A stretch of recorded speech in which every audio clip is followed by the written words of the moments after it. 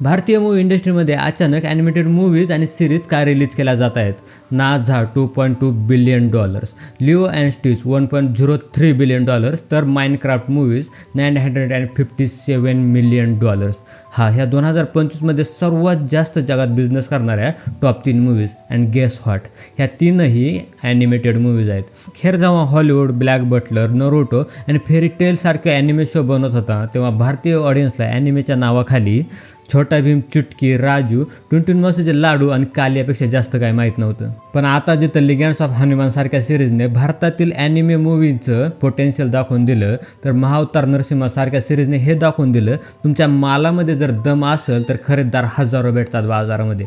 म्हणजे जर तुमच्या कॉन्टेंटमध्ये दम असेल तर ऑडियन्स भेटतेच. खेर जिथं चायनीज आणि हॉलिवूडवाले पॉप कल्चर ॲनिमे जास्त प्रमाणात रिलीज करतात, तर भारतीय मूवी इंडस्ट्रीमध्ये मायथॉलॉजिकल स्टोरीज आणि हिस्टॉरिकल स्टोरीजवरती जास्त विश्वास ठेवला जातोय. पॉप कल्चर ॲनिमे जर हॉलिवूडची देण असेल तर मायथॉलॉजिकल स्टोरीज हा भारताचा इतिहास आहे. असं कॉन्टेंट जे 2 वर्षाच्या लहान मुलापासून ते 70 ते 80 वर्षाच्या आजोबापर्यंत सर्व ऑडियन्स केटर करतं.